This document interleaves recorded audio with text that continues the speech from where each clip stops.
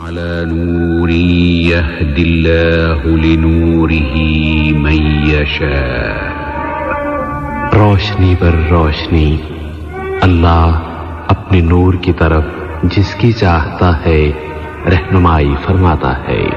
روزہ پروگرام نور اسلام سیف الرحمان.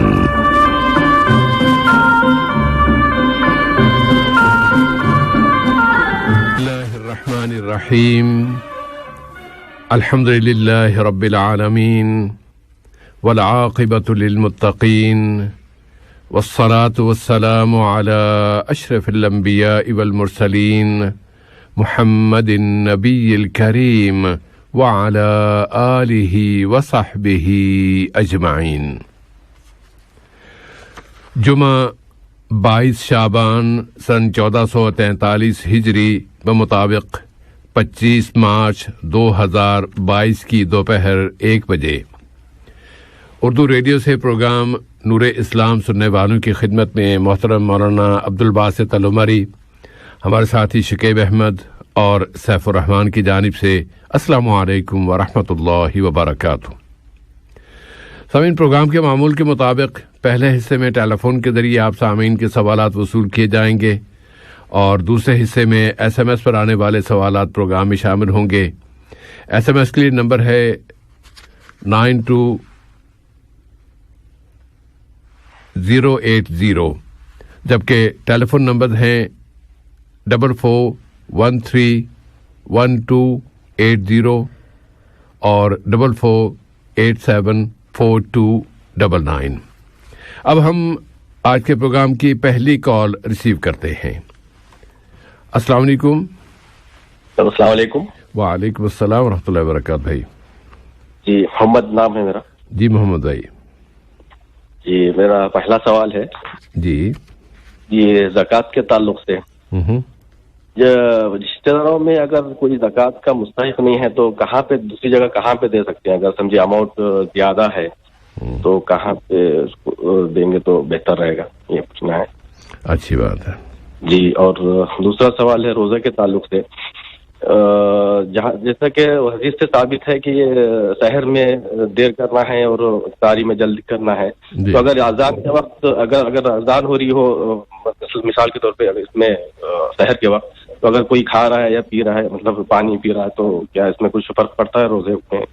یہ کچھ انشاءاللہ تعالی جی جواب آئے گا. بھائی جی جی بہت شکریہ آپ کا. جزاک اللہ. بارک اللہ فیکم، فی امان اللہ. اور اگلی کال لیتے ہیں. السلام علیکم. ہلو السلام علیکم. وعلیکم السلام ورحمۃ اللہ وبرکاتہ. بھائی جی میں نام نہیں بتانا چاہتا ہوں. میرا پہلا سوال ہے کہ جیسے میں ابھی غسل لے رہا تھا جمعہ نماز کے لیے، جی تو اس کے دوران وضو ہونے کے بعد اگر غلطی سے پرائیویٹ پارٹ پر میرا ہاتھ لگ گیا غلطی سے، تو اسے کیا وضو باطل ہوتا ہے؟ نہیں. اچھی بات ہے. اور دوسرا سوال ہے جیسے تراویح کے نبی صلی اللہ علیہ وسلم اکثر 8 رکعت پڑھا دیتے اور اس کے ساتھ وتر بھی 11 رکعت. جی جو رمضان میں جیسے تراویح پڑھاتے 8 رکعت، اس سے زیادہ ہم لوگ پڑھا سکتے ہیں؟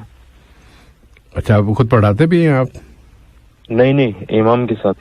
اچھا جی اس کے امام کے علاوہ اچھی بات ہے کہ وہ جلدی پڑھاتے اس لیے طول کرنا مجھے. یعنی امام صاحب جلدی 8 پڑھا لیتے ہیں اور اس کے بعد آپ کے پاس ٹائم ہے تو آپ مزید پڑھانا چاہتے ہیں پڑھنا چاہتے ہیں؟ نہیں پڑھنا چاہتا ہوں. پڑھنا چاہتے ہیں ضرور بھائی، اکیلے میں انشاءاللہ. جی شکریہ. بارک اللہ فیک. السلام علیکم. السلام ورحمۃ اللہ وبرکاتہ. اگلی کال لیتے ہیں. السلام علیکم. وعلیکم السلام ورحمۃ اللہ وبرکاتہ. جزاکم اللہ خیرن. اس میں گرامی بھائی نصیر الدین بول رہا ہوں. خوش آمدید نصیر بھائی. اور پہلا سوال یہ ہے کہ زکوٰۃ کے پیسے سے مسجد میں کچھ لوگ بیٹھتے ہیں رمضان میں، ان لوگوں کو افطاری کچھ سامان کھجور وغیرہ دیا جا سکتا ہے کہ نہیں؟ اور دوسرا سوال جو ہے، ایک آدمی تہجد کی نماز پڑھتا ہے اور رمضان میں جو تراویح 8 رکعت پڑھتا ہے تو کیا یہ پھر اس کو تہجد پڑھنا پڑے گا یا بھی تہجد کے ساتھ شمار ہو جائے گا؟ اچھی بات ہے. اوکے مولوی جزاک اللہ شکریہ. بارک اللہ فیکم جی, بہت شکریہ آپ کا. اور اگلی کال لیتے ہیں اب, اور کال کٹ گئی ہے آتے آتے. چلیے جیسے آتی تو ہم انشاءاللہ لے لیں گے, کیونکہ ابھی مسلسل دونوں لائنیں آ رہی تھیں. السلام علیکم. السلام علیکم. وعلیکم السلام ورحمۃ اللہ وبرکاتہ. میرا نام الطاف حسین ہے, میں التماس سے بات کرتا ہوں. جی الطاف بھائی. میرا ایک سوال تھا صاحب, اور ایک میرے کو انفارمیشن چاہیے تھا. جی سوال یہ تھا کہ جو رات کے جو جھوٹے برتن ہوتے ہیں اس کو نہیں دھو کے سونے سے کہ گھر میں کہ نحوست, پریشانی یا کمی ایسا کچھ ہوتا ہے کیا؟ اچھا. دوسرا معلومات یہ تھا کہ آپ کا جو یہ پروگرام ہے جی آپ کے ایک مرتبہ ریپیٹ ہوتا ہے, لیکن پچھلے پروگرام کو سننا چاہیے. آپ کی آواز کٹ گئی بھائی, یہ کیا جملہ کہا آپ نے؟ آپ کے جو پروگرام ہے جی یہ ایک مرتبہ ریپیٹ ہوتا ہے, تو پچھلے کے ہم کو ریپیٹ سننا ہے تو ہم کہاں پر اس کو آ کے سن سکتے؟ اچھی بات ہے. کسی یوٹیوب میں جانا ہے کیا کچھ آپ کے پاس, یا فیس بک پہ بھی دوبارہ ایسا سنتے ہیں پچھلے جو پروگرام تھا کے جو ختم ہوئے سو؟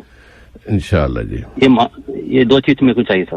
بارک اللہ فیک. جہاں تک اس آخری سوال کا جواب ہے تو اس کے حوالے سے یہ عرض ہے کہ یوٹیوب پہ کافی عرصے سے کوئی صاحب نور اسلام کے پروگرام ڈال رہے ہیں.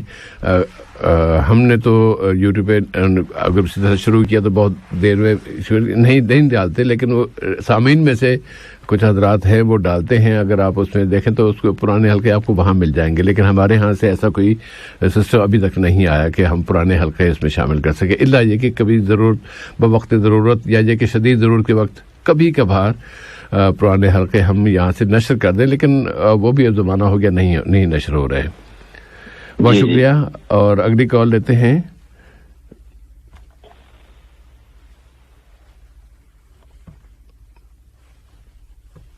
مولانا اس وقت کال نہیں آ رہی ہاتھ, تو ہم سوالات کی طرف آ ہی جاتے ہیں, اور اس دوران میں اگر کوئی صاحب رابطہ کرنا چاہیں تو ہم خوش آمدید کہیں گے. کال ہے. السلام علیکم. وعلیکم السلام ورحمۃ اللہ وبرکاتہ. جی محترم, کیسے ہیں سر؟ اللہ کا کرم. اور میری طرف سے سلام ہے باسط صاحب کو, آپ کو, اور دوسرے ساتھی ہیں سب کی جانب سے وعلیکم السلام. اور جلدی سے نام اور سوال کی طرف آ جائیں. جی نام میرا بشیر احمد ہے. جی بشیر بھائی. اور سوال یہ تھا کہ ہم لوگ جو 5 وقت نماز پڑھتے ہیں, جیسے کہ فجر میں آواز سے قرات ہوتی ہے, اور ظہر میں نہیں ہوتی ہے, جی, اور عصر میں نہیں ہوتی ہے, پھر مغرب میں قرات ہوتی ہے, آواز سے نماز پڑھتے ہیں مطلب, اور عشاء میں بھی آواز سے ہی قرات ہوتی ہے. تو یہ جو ظہر اور عصر میں جو بنا قرات کے مطلب بنا آواز کی جو نماز ہوتی ہے, تو اس کا جو ہے پتہ نہیں, اس کے بارے میں تھوڑا یعنی کیا یہ کیوں ہوتی ہے, کیوں یہ جہری کیوں اور وہ سری کیوں ہے؟ بتایا گیا کہ اس کے پیچھے کچھ ہے, کچھ بتایا گیا کہ یعنی اس کی وجہ کیا ہے. جی جی جی انشاءاللہ. اور کوئی سوال ہے بشیر بھائی؟ سر اور کچھ, میری امی جان کی طبیعت بہت اللہ تعالیٰ خراب ہے ابھی فی الحال. اللہ تعالیٰ صحت کاملہ عطا فرمائے. میں چاہتا ہوں کہ ایکچولی ان کا جو ہے آپریشن ہوا, سرجری ہوا ریسنٹلی, تو وہ لحاظ سے جو ہے ابھی تھوڑا ویکنیس ہے. ان کی ایج 87 ہے انشاءاللہ, اللہ تعالیٰ 67 ہے. تو وہ لحاظ سے میں چاہتا ہوں کہ گزارش ہے کہ جتنے بھی دیگر احباب اور دوست ہیں جو سن رہے ہیں, تو سب لوگوں سے. بشیر بھائی آپ کی بات میں بہت لمبی ہو جاتی ہے, مطلب صرف اتنا یہ ہے کہ آپ اپنی والدہ کے لیے صحت کاملہ کی دعا کرنا چاہتے ہیں, تو اللہ تعالیٰ سے صحت عطا فرمائے گا. بہت شکریہ آپ کا بھائی. اتنا لمبا جملہ جو ہے نا وہ ریڈیو کے لیے ذرا مشکل ہو جاتا ہے. میں اگلی کال لیتے ہیں.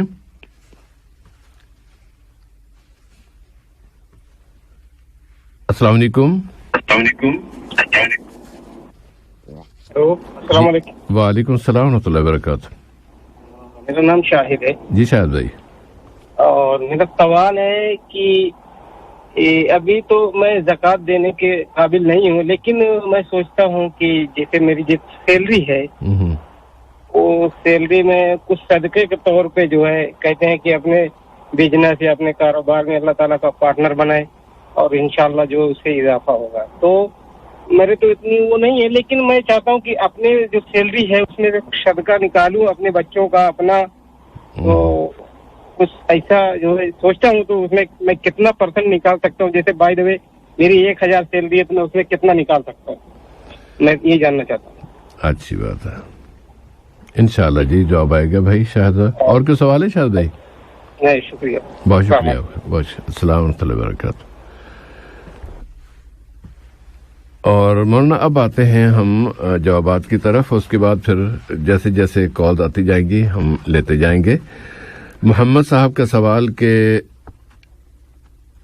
ज़कात के हवाले से उनका सवाल था कि रिश्तेदारों को ज़कात का रिश्तेदारों में कोई मुस्तहक नहीं है, तो फिर कौन ज्यादा अहल होगा इनकी ज़कात का? अस्सलामु अलैकुम व रहमतुल्लाहि व बरकातुहू। अलैकुम अस्सलाम व रहमतुल्लाहि व बरकातुहू। अल्हम्दुलिल्लाहि रब्बिल आलमीन वस्सलातु वस्सलामु अला अब्दिही व रसूलिही नबीना मुहम्मदिन व अला आलिहि व अस्हाबिही अजमईन, अम्मा बाद। बिस्मिल्लाहिर रहमानिर रहीम।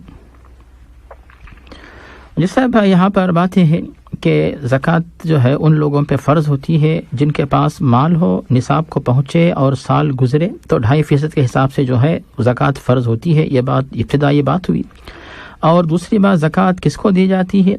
तो वो मुस्तहिक़ीन जो ज़कात लेने के काबिल हों, जिनका ज़िक्र अल्लाह ताला ने कुरान मजीद सूरत तौबा आयत नंबर 60 में वाज़े किया है। और उस आयत का आगाज़ होता है कि इन्नमा सदक़ातु लिल-फ़ुक़रा वल-मसाकीन। इस एतबार से भाई यहाँ पर अल्लाह ताला ने रिश्तेदारों का जिक्र नहीं किया है, सिर्फ जो है फ़ुक़रा व मसाकीन से इस आयत का आगाज़ किया है। तो मुस्तहिक़ वो लोग होते हैं। अब आती है बात कि क़राबतदारों का जिक्र जो हमें मिलता है वो हदीस में मिलता है।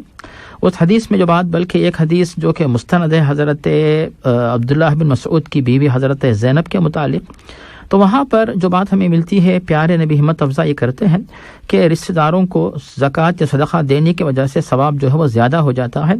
एक तो सदक़े का सवाब और दूसरा जो है क़राबतदारी को जोड़ने का सवाब। तो वहाँ पर हिम्मत अफ़ज़ाई की जा रही है कि आप देखिए कि जब आपके पास माशाअल्लाह ज़कात का माल, सदक़े का माल है, तो रिश्तेदारों को तरजीह दी जाए। अब उसके बाद ये नहीं कि सिर्फ रिश्तेदारों को दी जाए और रिश्तेदार में कोई मुस्तहिक़ न हो, माशाअल्लाह सब के सब कमाने वाले हों, सब दूसरे यानी ज़कात देने वाले हों, तो फिर आप उनको ज़कात कैसे देंगे? तो यानी ऐसी बात नहीं है, बल्कि बात यह है कि मुस्तहिक़ चाहे रिश्तेदार हो, रिश्तेदारों से बाहर हो, उनको जो है ज़कात दी जा सकती है, बल्कि दी जाएगी। तो रिश्तेदार अगर मुस्तहिक़ है तो दीजिए, अगर मुस्तहिक़ नहीं है तो आप देखिए कि जो आपके आसपास रहने वाले अड़ोस पड़ोस जो मुसलमान हैं, जो ज़कात के मुस्तहिक़ हैं, तो यतीम, बेवा, लड़के लड़कियाँ, जो यतीम लड़के लड़कियाँ हों या फिर बेवा ख़वातीन हो, मोहताज हो, जो खाने के लिए, पीने के लिए, दवा के लिए, तालीम के लिए जो भी जो है मोहताज है, आप उनको ढूंढेंगे। तो आप किस मुल्क से ताल्लुक़ रखते हैं मुझे नहीं पता, तो यहाँ पे तो बहुत कम ऐसा होता है कि ऐसे मुस्तहिक़ लोग आपको मिलेंगे। तो आप अपने मुल्क में ज़रा सा जो आपके घर वालों से दरियाफ़्त कीजिए, तो कई लोग आपको यानी घर वाले आपको बताएंगे कि कितने लोग जो है रोज़ाना आते जाते घूमते फिरते रहते हैं।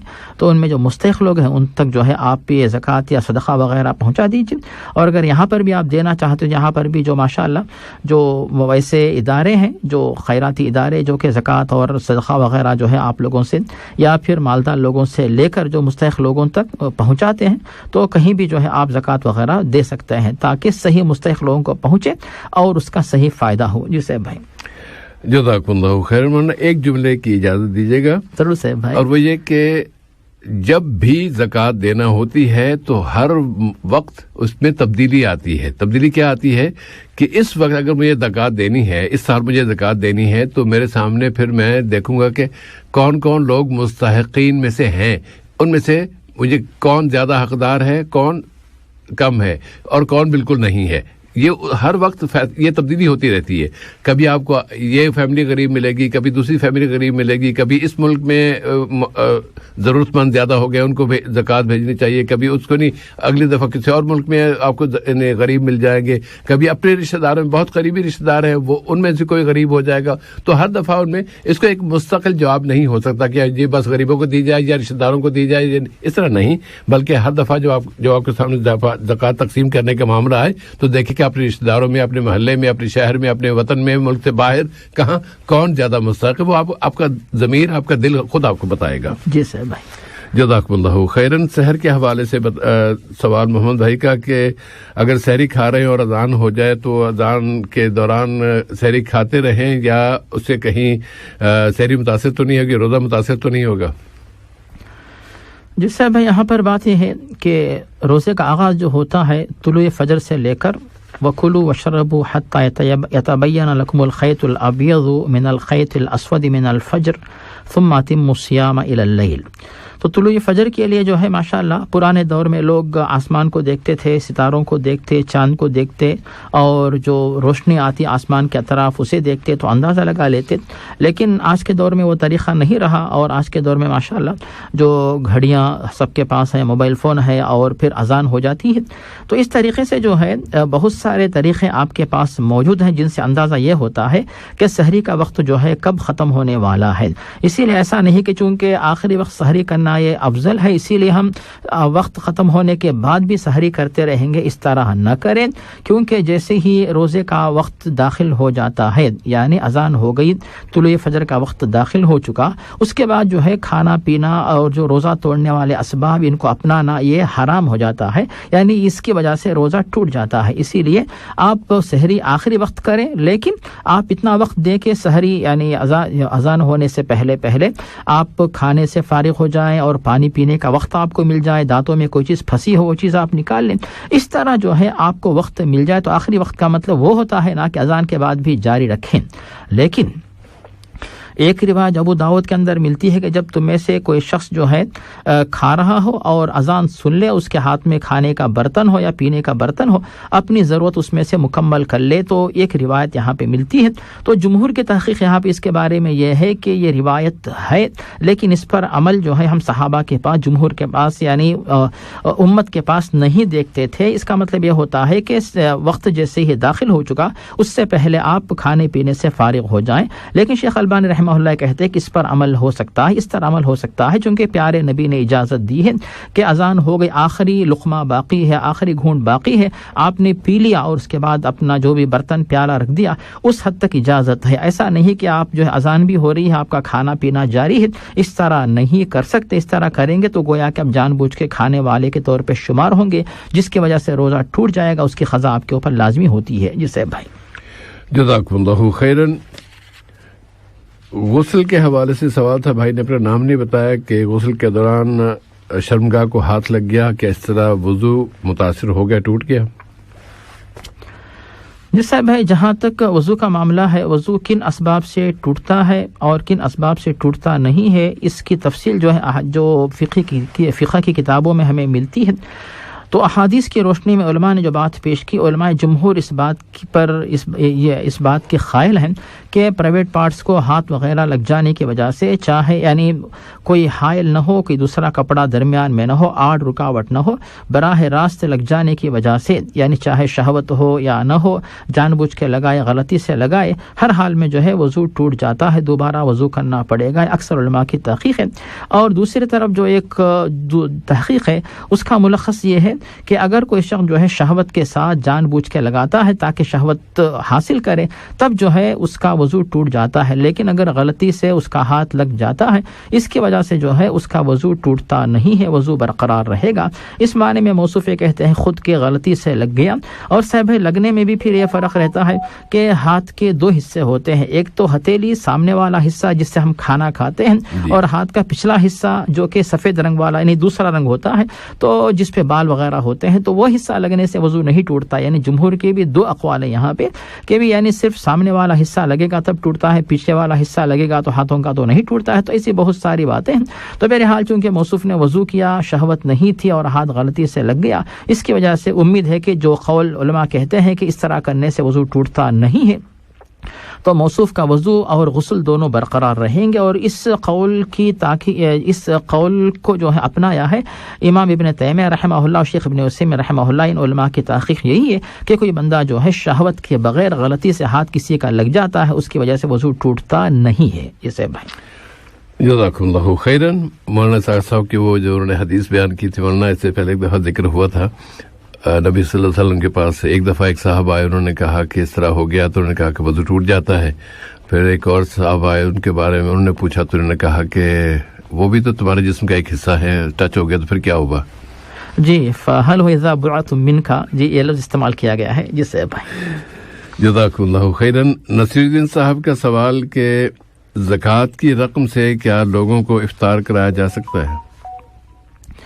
جی صاحب یہاں پر بتانا یہ ہے کہ ابھی کچھ پہلے سورہ توبہ کی آیت نمبر 60 کا ذکر آیا صاحب بھائی, اس میں بتایا گیا کہ زکوٰۃ کا جو حق ہے وہ فقراء و مساکین کا حق ہے, اور موصوف جن لوگوں کو یا جن لوگوں کا افطار کروانا چاہتے ہیں, اگر موصوف کو یہ مکمل تیقن ہے کہ جتنے لوگ وہاں پہ ہیں اور افطار سے فائدہ اٹھاتے ہیں وہ سب کے سب اگر فقراء و مساکین, یعنی وہ تو ہم ان کو تو اس نام سے یاد نہیں کر سکتے کیونکہ وہاں پہ آئے ہیں, ضرورت مند ہے یہ کہیں گے, اگر وہ سب کے سب ضرورت مند ہے جو کہ مستحق لوگوں میں شمار ان کا ہوتا ہے, تب اگر آپ ان کو زکوٰۃ میں سے افطار کرواتے ہیں تو پھر یہ جائز ہوگا. ورنہ آپ جو ہے زکوٰۃ میں سے مالداروں کو وہاں پہ ہو سکتا ہے کہ جو زکوٰۃ کے مستحق نہ ہو اور ویسے آ کر مسجد میں لوگ جلدی بیٹھ جاتے ہیں ذکر و اذکار کے لیے, دعا کے لیے, تلاوت کے لیے, تو ان میں سے کچھ ایسے بھی ہیں جو دوسروں کا افطار کرواتے ہیں اور دوسروں کو زکوٰۃ دیتے ہیں. ایسے لوگوں کو آپ زکوٰۃ نہیں دے سکتے. زکوٰۃ دینا آپ کے لیے جائز نہیں ہے, لینا ان کے لیے جائز نہیں ہے.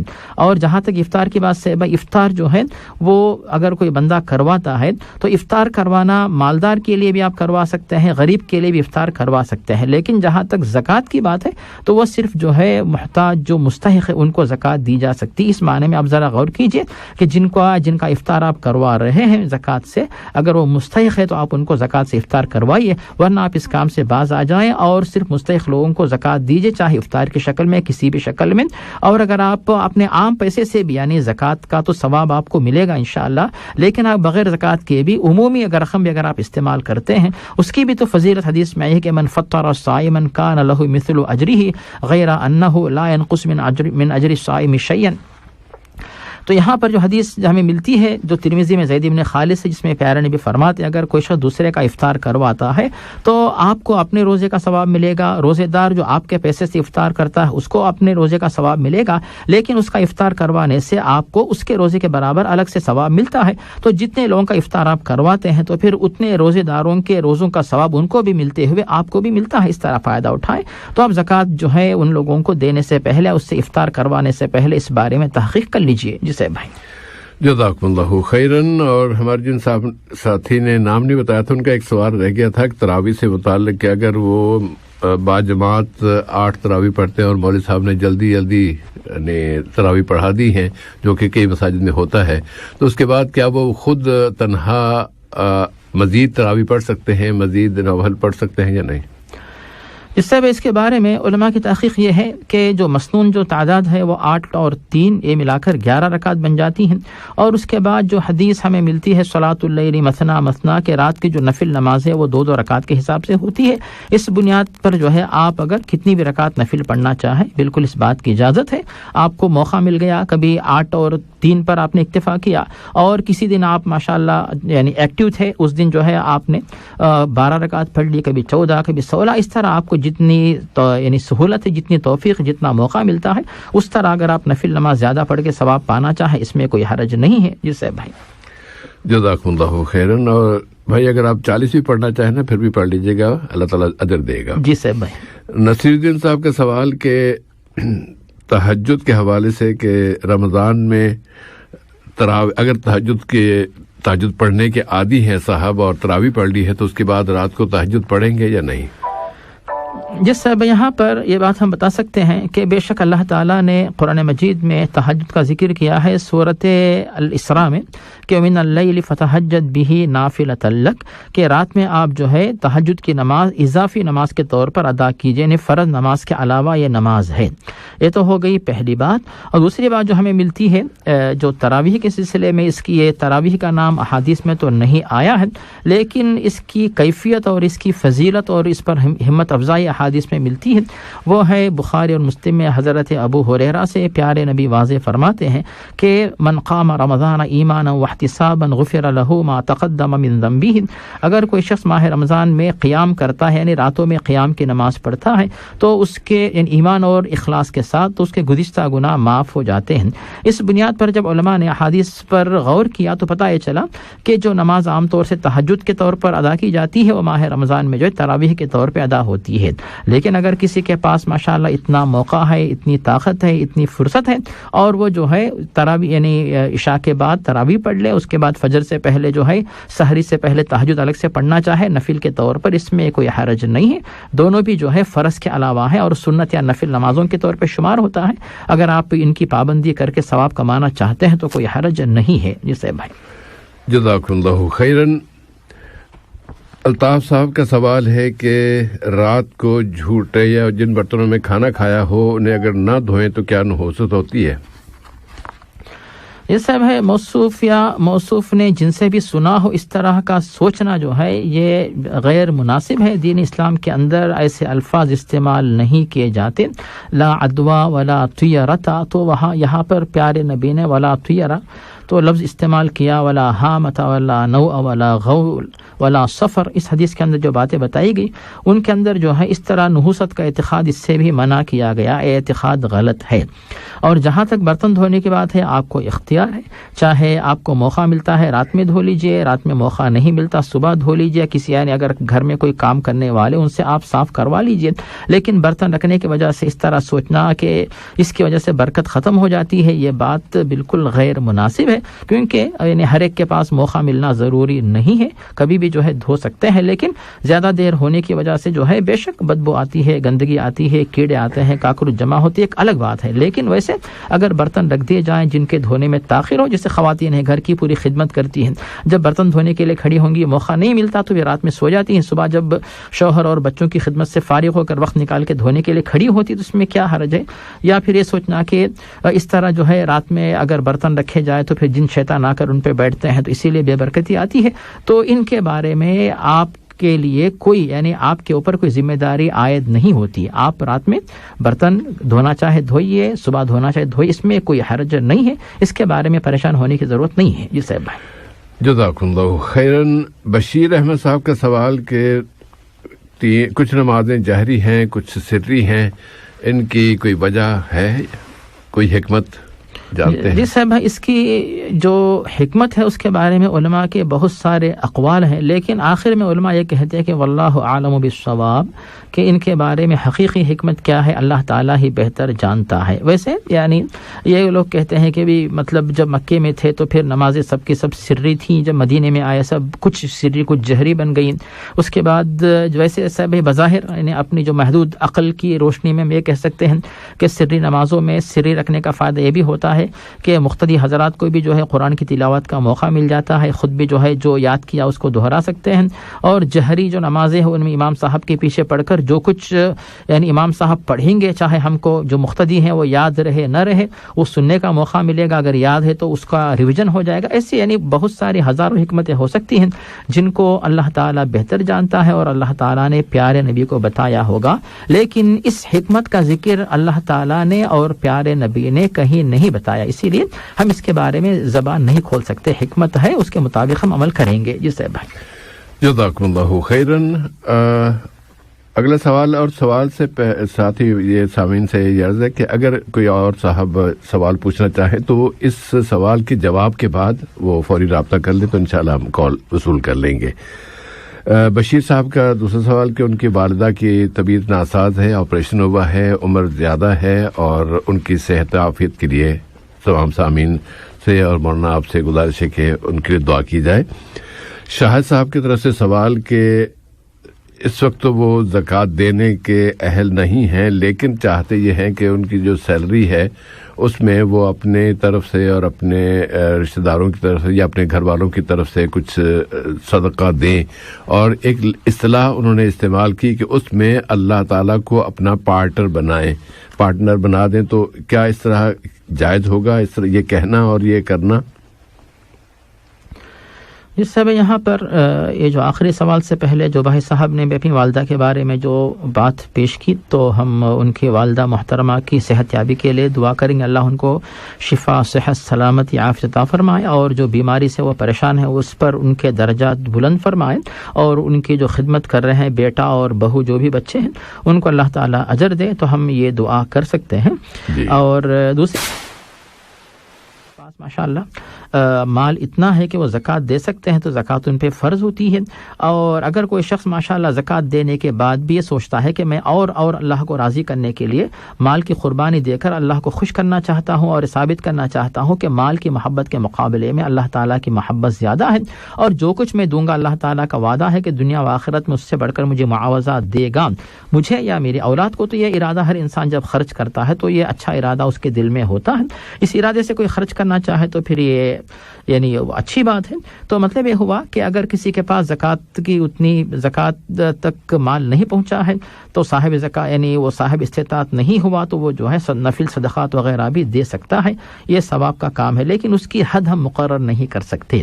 ایک تو ہوگی یہ بات صحیح ہے. یہاں تک اللہ تعالیٰ کو پارٹنر قرار دینا، نعوذ باللہ، یہ لفظ جو ہے قطعاً کسی بھی معاملے میں اللہ تعالیٰ کا جو مقام و مرتبہ ہے، اللہ کی جو شان ہے، تو اللہ کے دربار میں ایسے الفاظ ہم استعمال نہیں کر سکتے، کیونکہ اللہ تعالیٰ کسی بھی طریقے کے پارٹنر کو نہ پسند کرتا ہے نہ اس کے لیے یہ چیز زیب دیتی ہے، اسی لیے ایسے الفاظ استعمال کرنے کی ضرورت نہیں ہے. لیکن صاحب یہاں پر اللہ کو پارٹنر بنانے کا مطلب کہاں نکلتا ہے، یہ بات میری سمجھ میں نہیں آ رہی ہے. موصوف اگر غریبوں کو مال دیتے ہیں، مدد کرتے ہیں، مثلاً کچھ حصہ نکالتے ہیں، اور اس کے بارے میں ہم کوئی حد مقرر نہیں کہ آپ کتنا دیں گے، 1000 ریال سیلری ہے ان کی ماشاءاللہ، آپ 10 دے سکتے ہیں، 20 دیں گے، 5 دیں گے، کبھی نہیں دیں گے، تو پھر وہ آپ کی سہولت کی بات ہے. لیکن اس میں اللہ کو پارٹنر بنانا یہ لفظ میری سمجھ میں نہیں آیا کہ پارٹنر کیسے بنتا ہے. نعوذ باللہ، یہ الفاظ استعمال نہ کریں. جسے بھائی جزاک اللہ خیر. مولانا اس میں تھوڑی سی گزارش اور اس میں سامعین اگر آپ ابھی رابطہ کرنا چاہیں تو کر لیجیے گا، جو میں اپنی جملے مکمل ہونے کے بعد آپ کی کال ریسیو کر لوں گا.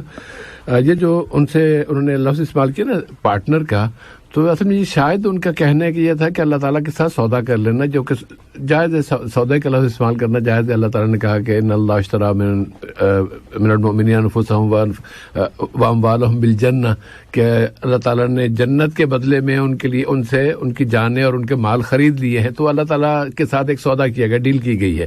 اس طرح کے الفاظ تو استعمال کیے جا سکتے، قرآن میں آ گئے ہیں.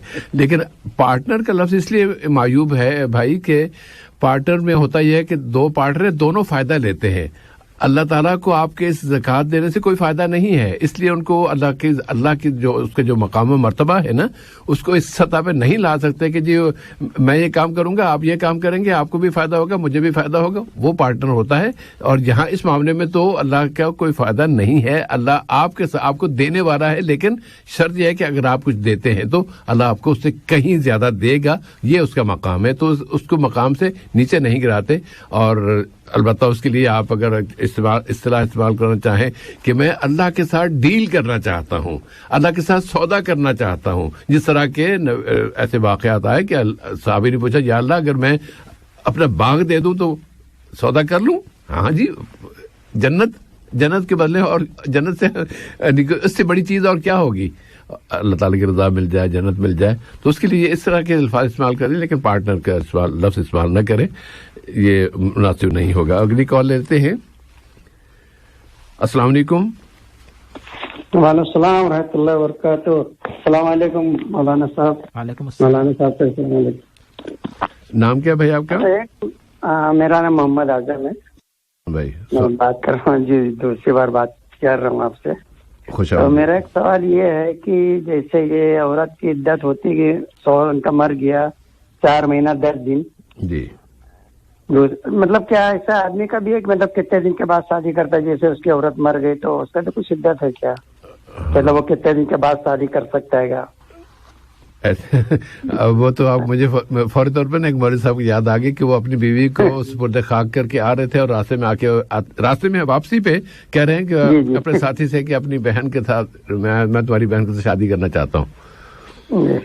ٹھیک ہے جی جی وہی مطلب ہم نے کہا تھوڑے معلومات نہیں ضرور مولانا اس کو جواب دیں گے. مجھے تو ایک بات یاد آئی وہ میں نے آپ کو بتا دی. اور کوئی سوال ہے بھائی؟ جی دوسرا سوال یہ ہے کہ جیسے ہم نماز پڑھنے جاتے ہیں جی تو اکثر مطلب جیسے مطلب کبھی کبھار ایسا ہو جاتا ہے کہ میں آخری ٹائم پہ پہنچا اور اللہ اکبر کہہ کے میں نے نیت باندھ لیا, اب ثنا بھی نہیں پڑھ پائے اور وہ رکوع میں چلے گئے, تو کیا میرا ثنا پڑھنا جیسے سورہ فاتحہ ضروری ہے بولتے ہیں پڑھنے کے لیے اور میں ثنا بھی نہیں پڑھ پایا اور مجھ کو رکوع مل گیا, تو کیا وہ نماز ہوگی یا مجھ کو نماز وہ دہرانا پڑے گی, مطلب جی وہ رکعت جو چھوڑ گئی وہ بس؟ انشاءاللہ تعالی جواب آئے گا بھائی. جی جی اوکے شکریہ جزاک اللہ خیر. بارک اللہ فیکم. جی اگلی کال لیتے ہیں. السلام علیکم. السلام علیکم,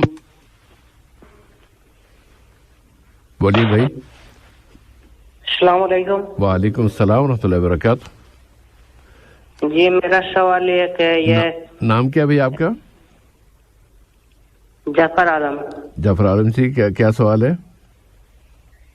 یہ کپڑے پہننے کا حوالے سوال ہے. کہاں تک کپڑے پہن سکتے ہیں؟ میں کچن میں جاتا ہوں تو اس وقت تھوڑا چھوٹا کپڑا پہنتا ہوں, کبھی کبھی ٹکنے سے اوپر تک. یہ کہاں تک جائز ہے؟ یہ خالی اتنا کچن میں کھانا بنانے کے ٹائم میں چھوٹے کپڑے پہنتا ہے. ٹکنے سے اوپر یا گھٹنے سے اوپر کہہ رہے ہیں؟ ٹکنے سے گھٹنے سے. ہاں گھٹنے سے. ہاں گھٹنے سے اوپر ہوتا تھا کہ ٹکنے تو ویسے ہی نہیں ہوتے نا. اچھا اور کوئی سوال ہے جعفر بھائی؟ جی نہیں یہی ایک سوال ہے. انشاءاللہ جواب آئے گا بھائی. بہت شکریہ آپ کا. فی امان اللہ. اور مانو ایک اور کال بھی ہے. السلام علیکم. وعلیکم السلام ورحمۃ اللہ وبرکاتہ. سر امیر الحق. جی امیر بھائی. سر میرا سوال ہے جو یہ ابھی دین کے معاملے میں بہت سارا مطلب اس میں یوٹیوب میں دیکھ رہا ہوں میں بہت چل رہا ہے. کوئی کہتا ہے یہ جائے اس طریقہ ہونا چاہیے, کوئی کہتا ہے اس طریقہ سے ہونا چاہیے. تو جیسے ہم لوگ مطلب ان پڑھ لوگ ہیں تو کس پہ یقین کریں ہم لوگ؟ صحیح کہ بھائی کون صحیح کہہ رہا ہے کون صحیح نہیں کہہ رہا ہے. انشاءاللہ جواب آئے گا بھائی. جی بہت شکریہ. اور کوئی سوال ہے؟ نہیں یہ ایک ہی سوال ہے بس. انشاءاللہ جواب آئے گا. جی بارک اللہ فیکم. فی امان اللہ.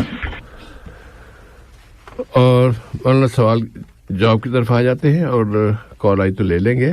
محمد اعظم صاحب کا سوال کہ اگر عورت کا شوہر فوت ہو جائے تو اس کے لیے تو عدت ہے 4 ماہ 10 دن, کیا اس طرح کی کوئی مدت مرد کے لیے بھی ہے؟ جس ہے بھائی بے شک آپ نے جیسے ہی موصوف کا سوال آیا تو پھر ایک لطیفے کی شکل میں ان کو جواب دے دیا. ویسے تفصیلی جواب اختصار کے ساتھ اگر دینا چاہیں تو وہ یہ ہے جیسے قرآن مجید سورۃ البقرہ میں اللہ تعالیٰ نے واضح فرمایا کہ والذین یتوفون منکم یذرون ازواجا یتربصن بانفسہن 4 اشہر و10. یہ ان خواتین کے لیے ہے کہ اگر کسی خاتون کا شوہر فوت ہو جاتا ہے تو اس کی عدت جو ہے 4 ماہ 10 دن کی ہوتی ہے. ان دنوں میں زینت نہ کرے, دوسرا نکاح نہ کرے, تو یہ عدت کی تفصیل ہوتی ہے. اب اس کے بعد اس کے برعکس جو ہے کیا کسی مرد کے بارے میں بھی ایسی عدت ہے کہ اگر اس کی بیوی فوت ہو جائے تو اسے بھی کیا انتظار کرنا چاہیے؟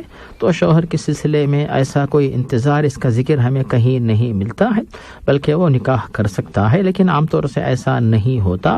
اس لیے کہ کسی کے گھر میں وفات وغیرہ ہو مثلا تو کم از کم 3 دن تک تو جو ہے لوگ تعزیت کے لیے آتے جاتے رہتے ہیں.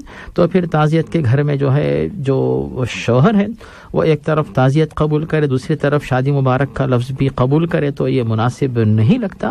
اس اعتبار سے جو ہے عام طور سے یعنی جو اس طرح تعزیت کے ایام ان میں پرہیز کیا جاتا ہے, ورنہ شریعت کی طرف سے کوئی پابندی نہیں ہے. جسے بھائی جزاکم اللہ خیرن. اعظم بھائی کا دوسرا سوال کہ نماز پڑھنے کے لیے مسجد گئے اور جماعت میں شامل ہوئی, جماعت تو ابھی انہوں نے کہتے ہیں کہ ثنا بھی نہیں پڑی تھی کہ امام صاحب رکوع میں چلے گئے, وہ رکعت انہیں ملی یا نہیں؟ اس سے بھائی اس کے بارے میں جو علماء نے تحقیقات پیش کی ہیں ان میں 2 قول جو ہے وہ پائے جاتے ہیں.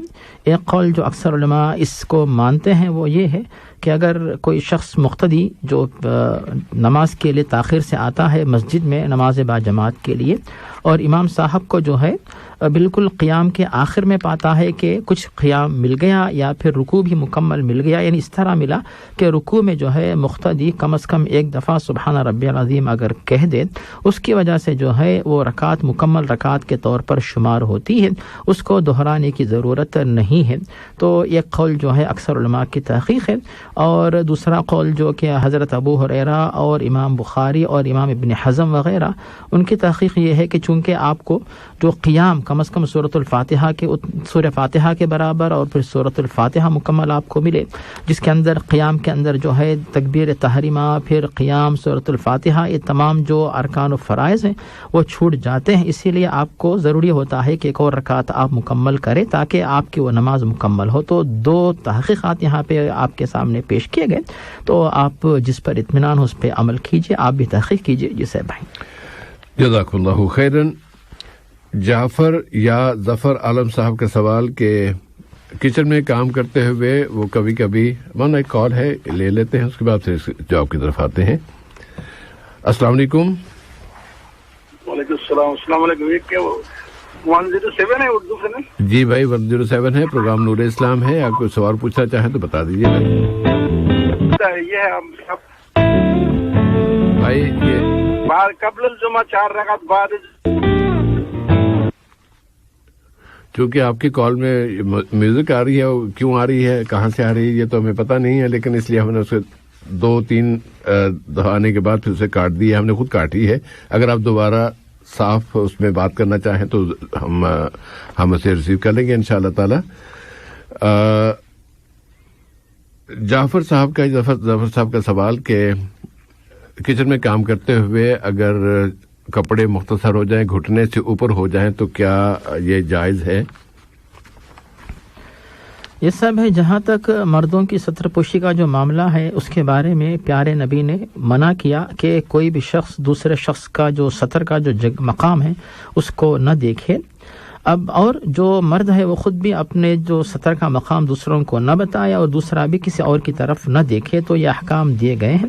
اس طرح کرنا گناہ ہے اور دیکھنا بھی گناہ اور دوسروں کو اپنا جسم بتلانا دونوں گناہ کے کام کے طور پر شمار ہوتے ہیں. اب صاحب جہاں تک جو ستر کا معاملہ اگر موصوف اکیلے رہتے ہیں، مثال کے طور پر گھر پہ کوئی نہیں رہتے، اس وقت اگر یہ اس طرح کام کرتے ہوں تو پھر یعنی گھٹنے سے اوپر کپڑا آ جاتا ہے تو اس میں کوئی حرج نہیں، کیونکہ موصوف کے سوا کوئی بھی وہاں پہ نہیں. لیکن اگر دوسرے لوگ رہتے ہیں تو پھر ہم اس دلیل پہ بھی غور کریں گے جو کہ جس میں ناف سے لے کر گھٹنوں تک ستر کے طور پر بتایا گیا ہے کہ لا تنظر الی عورت اخیک حیا و میتا، کہ اپنے بھائی کا جسم جو ستر کا مقام ہے اس کو تم نہ دیکھو، چاہے وہ زندہ ہو یا پھر یعنی وفات ہو چکی ہو مثال کے طور پر. تو مطلب یہ ہوا کہ موصوف اس میں سے بھائی بے شک کچھ لباس ایسے ہوتے ہیں جو گھٹنوں سے اوپر تک آتے ہیں اور کچھ لباس ایسے بھی ہوتے ہیں جو گھٹنوں سے نیچے تک، ایسے بھی زیادہ مہنگے نہیں ہوتے بلکہ بالکل کم قیمت میں بھی وہ بھی اچھے ہوتے ہیں، خوبصورت ہوتے ہیں. تو اس میں موصوف کے لیے زحمت نہیں ہے، اسی لیے تھوڑا سا ایسا لباس لے لیں جس کی وجہ سے جو ہے گھٹنوں سے نیچے تک وہ لباس آ جائے تاکہ آپ جو ہے شریعت کی پابندی کر سکے، گناہ سے بچ سکے، اور وہ لباس جو ہے گھٹنوں سے اوپر والے لباس کے مقابلے میں نیچے تک والا لباس زیادہ خوبصورت رہتا ہے. تو اس طرح شریعت کی پابندی بھی ہو جائے گی اور آپ کا فائدہ بھی ہو جائے گا. جی صاحب بھائی جزاک اللہ خیرن. امیر الحق صاحب کا سوال کہ آج کل ہم سوشل میڈیا پر یوٹیوب ہو یا کوئی اور اس میں بہت سارے دینی موضوعات پہ لوگوں کو باتیں سنتے ہیں اور کوئی کچھ کہہ رہا ہے کوئی کچھ کہہ رہا ہے، کس کی بات مانا جائے کسی بات کو ریفیوز کر دیا جائے؟ ہم کیا ہمارے پاس علم نہیں ہے تو ہم کیسے کیا کریں؟ جس صاحب اس میں 2-3 باتیں ہیں، اس میں مزید تفصیلات آپ سے ہم چاہیں گے صاحب ہے کہ آپ پیش کریں. ابتدائی بات یہ ہے صاحب بھائی کہ دین کی تعلیمات کے کچھ درجات ہیں، جیسے ارکان، فرائض، ان کے بارے میں تو بات صاف ہے صاحب بھائی کہ کوئی بھی یوٹیوب پہ پیش کرے، ریڈیو پہ پیش کرے، ہر شخص یہی کہے گا کہ دین اسلام کے ارکان 5 ہیں، ایمان کے ارکان 6 ہیں، نماز 5 ہے، ہر نماز کی جو رکعت ہیں وہ ان کی تعداد کیا ہے، اس کے بارے میں تو کوئی اختلاف نہیں ہوتا.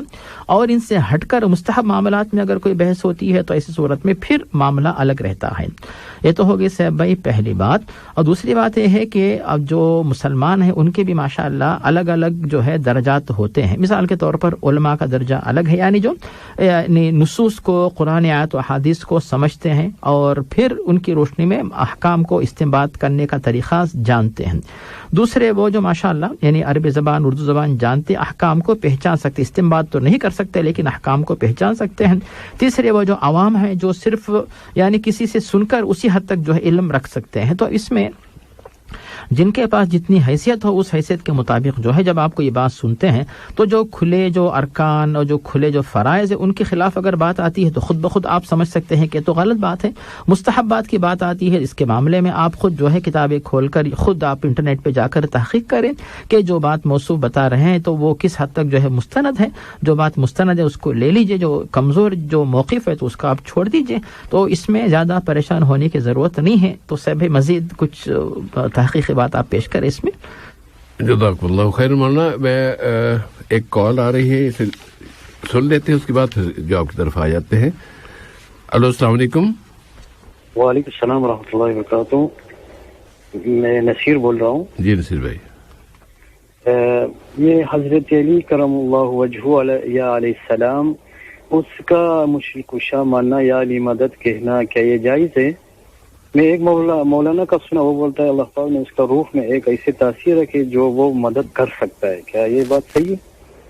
اچھی بات ہے. دوسرا جو حضرت عمر رضی اللہ تعالیٰ عنہ کے کچھ معجزات ہیں کہ وہ دریائے نیل بند ہو گیا، وہ پرچی وہ ڈالا وہ چلا گیا. دوسرا 3-4 ایسے ہیں. تو ایک مولانا بولا کہ یہ بالکل فیبریکیٹڈ ہے، اس کا کوئی حقیقت نہیں ہے. کیا اس میں بھی کچھ آپ مولانا صاحب وعدہ بھی کیا تھا پہلے، آپ نے وعدہ بھی کیا تھا کہ یہ حلقے میں لے کے آئے گا، اس لیے میں تھوڑا یاد دہانی بھی کرا دیا. جزاک اللہ. انشاءاللہ جواب آئے گا. جی بہت شکریہ آپ کا. جہاں تک بات ہے مولانا ہمارے محترم سامع کی، کیا ان کا نام تھا، امیر الحق صاحب کا، کہ سوشل میڈیا پر بہت سے علماء کو سنتے ہیں، سننے کا موقع اچھا سننا چاہیے، بلکہ سب کو سننا چاہیے.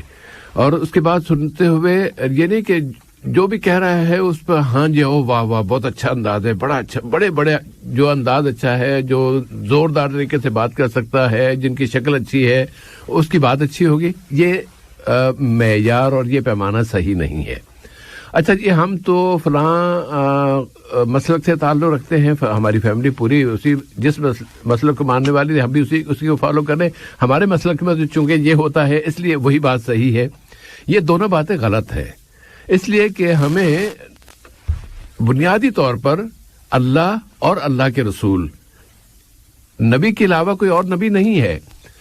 ہر وہ بات جو نبی کریم صلی اللہ علیہ وسلم کے فرمان مبارک کے ساتھ ٹکرا رہی ہو، اس کی دلیل وہاں سے نہ مل رہی ہو، بلکہ اپنی طرف سے بات، بلکہ ٹکرانے پہ ہم رک جاتے ہیں، تو پھر ایسے میں نبی کے ساتھ ٹکر نہیں لے سکتے.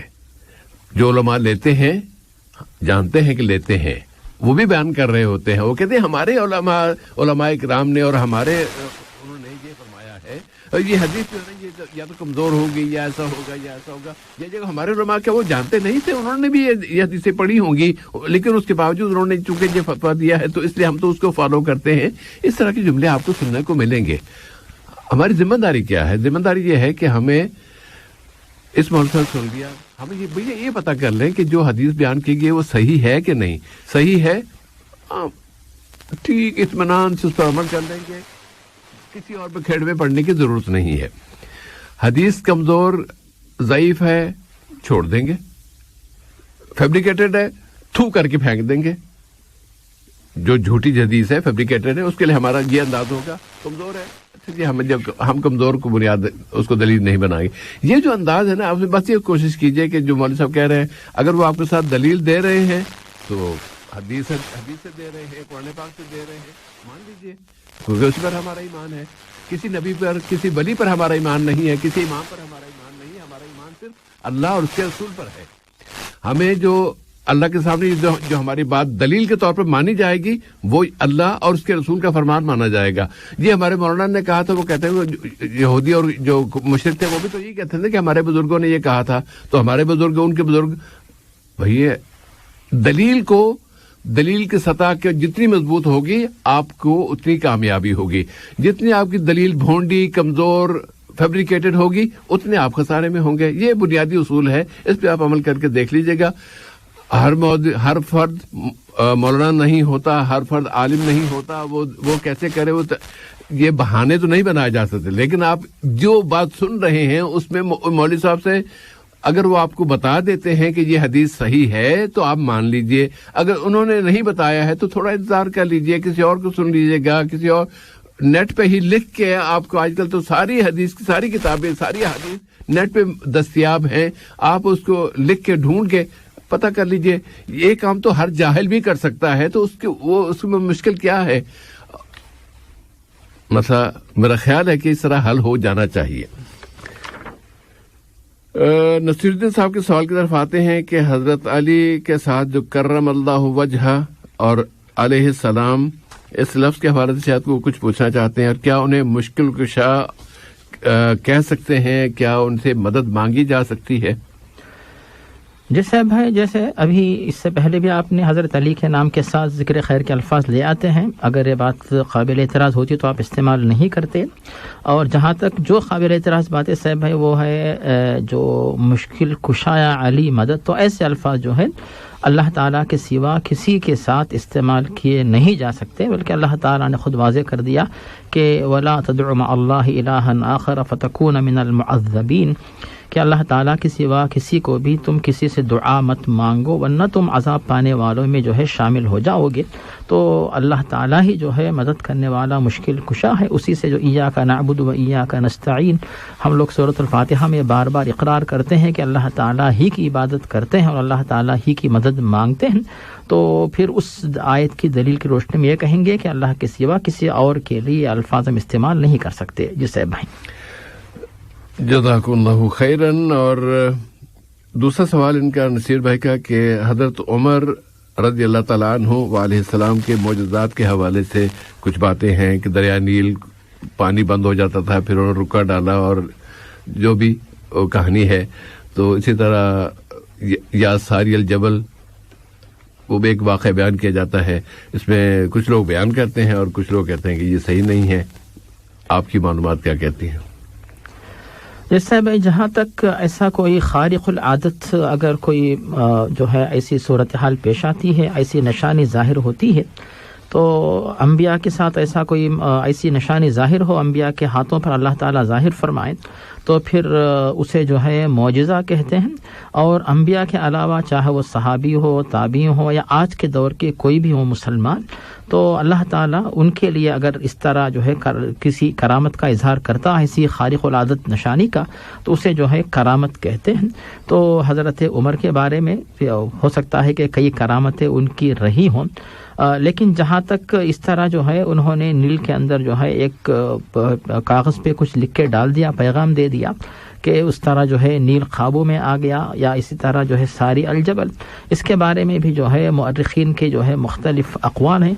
इनके बारे में कोई मुस्तनद बात जो है मुझे पता नहीं कि क्या वाकई ये चीज़ें यानी मुस्तनद हैं या फिर इनमें जो है शक व शुबा है। अगर इनकी तहक़ीक़ मज़ीद की जाए उसके बाद इंशाअल्लाह बात बताई जा सकती है। जी साहब भाई जज़ाकुमुल्लाहु खैरन। और इसके जो पहले हिस्से में या पहले सवाल के उसमें जो हज़रत अली रज़ियल्लाहु तआला अन्हु और हज़रत अली करमल्लाहु वजहू और अलैहिस्सलाम, ये जो मुख्तलिफ साथ में लाहक़े इस्तेमाल होते हैं, इसमें लोगों ने जो बुनियादी तौर पे जो तकसीम कर रखी है कि जो अगर कोई हज़रत अली को अलैहिस्सलाम कहता है इसका मतलब है कि वो शिया है, और अगर कोई रज़ियल्लाहु अन्हु कहता है इसका मतलब है कि वो सुन्नी है।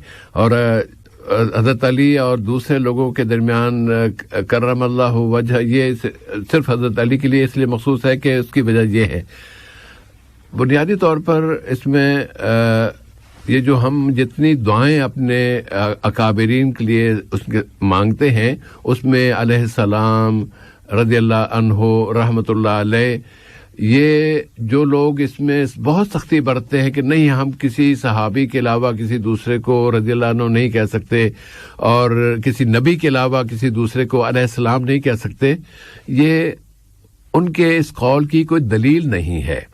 مدرسوں میں لوگوں کو عام ذرا بتانے کے لیے کہ اچھا جب آپ کے سامنے کوئی نام لیا جائے اور اس کے ساتھ وہ کہے نا کہ علیہ السلام، اس کا مطلب ہے کہ وہ نبی کا نام لے رہے ہیں۔ یہ جوہراء کو بتانے کے لیے اس طرح کی ایک کوشش کی گئی کسی زمانے میں، لیکن کیا سلامتی بھیجنا، رحمت بھیجنا اور اس کی رضا، اللہ کی رضا کے لیے اللہ اس سے راضی ہو جانا، یہ دعا کہنا یہ کسی لوگوں کے لیے مخصوص ہے؟ مخصوص نہیں ہے۔ خود اگر آپ جو ہمارے دو بڑے مدرسے ہیں نا، دیوبندی مدرسہ ہے ہمارے ہاں اور اسکول آف تھاٹ ہے، اور یا بریلوی اسکول آف تھاٹ ہے، تو دیوبندیوں نے اپنے علماء کے لیے رضی اللہ عنہ کہا ہوا ہے اور لکھا ہوا ہے، بلکہ تحریری طور پہ موجود ہے، خود ہی لکھتے ہیں اور پھر اس کے خود ہی اس کے خلاف بھی عمل بھی کر لیتے ہیں۔ یہ بہت سے لوگ اس طرح کرتے ہیں۔ اور حضرت علی رضی اللہ تعالیٰ عنہ کی خوبی، بالکل خوبی ہے کہ دوسرے صحابہ میں تو ایسے لوگ تھے جو پہلے مشرک تھے، پھر بعد میں انہوں نے اسلام قبول کیا۔ بہت سے ایسے صحابہ تھے جو سجدوں بتوں کو پوجا کیا کرتے تھے، لیکن جب انہوں نے اسلام لے آئے تو پھر وہ اللہ کی پوجا، اللہ کے سامنے سجدہ ریز ہونے لگے۔ لیکن ان کی جو کہ پیدائشی طور پر ہی یہ نبی کریم صلی اللہ علیہ وسلم کے آپ کے گھر میں پلے بڑے، آپ کی سرپرستی میں یہ جوان ہوئے، تو شروع سے ہی یہ انہوں نے کسی بت کی طرف، کسی اس کی طرف سجدہ نہیں کیا۔ اور جب جو ان کے مخالفین تھے بعد میں، انہوں نے ان کے بارے میں ان پر کفر کا فتویٰ لگایا اور کہا کہ یہ تو ان کا چہرہ کالا ہوا، تو اس کے جواب میں پھر کہا گیا تھا کہ نہیں، وہ تو کرم اللہ وجہ، اللہ تعالیٰ نے ان کے چہرے کو عزت دی ہے، اس لیے ان کے لیے کرم اللہ وجہ کا لفظ استعمال کیا جاتا ہے۔ بالکل جائز، کہنا جائز ہے۔ علیہ السلام کا لفظ محدثین عام طور پر، بخاری ہو، امام مسلم ہو، بخاری ہو، دوسرے محدثین ہیں، یہ روایات میں صحابہ کے جب نام لیتے ہیں تو ان کے ساتھ نہ رضی اللہ عنہ ہو، نہ علیہ السلام، نہ کچھ بھی نہیں لکھتے۔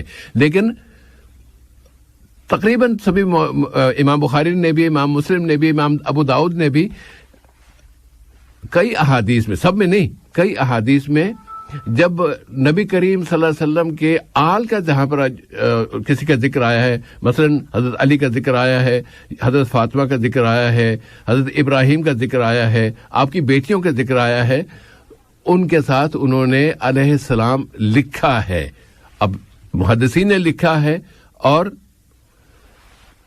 رضوان اللہ علیہ، ہم قبرستان جاتے ہیں تو وہاں پر سب کو سلام کہتے ہیں، تو یہ سلام علیہ السلام یہ انبیاء کے لیے مخصوص نہیں ہے۔ ہاں، عام لوگوں میں ہم یہ کہہ سکتے ہیں کہ محدثین کے اس طریقے کے مطابق اگر ہم اس پر عمل کرتے ہیں تو اس میں انہوں نے عام لوگوں میں، عام صحابہ میں، عام افراد میں اور آل رسول میں فرق کیا ہے، اور آل رسول کی انہوں نے علیہ السلام کا لفظ استعمال کیا ہے۔ تو آپ حضرت علی کے لیے، حضرت ابراہیم جو آپ صلی اللہ علیہ وسلم کے صاحبزادے تھے، ان کے لیے اگر آپ علیہ السلام کہتے ہیں تو یہ جائز ہوگا، اس میں کوئی قباحت نہیں ہوگی، کوئی مشکل نہیں ہونی نہیں چاہیے۔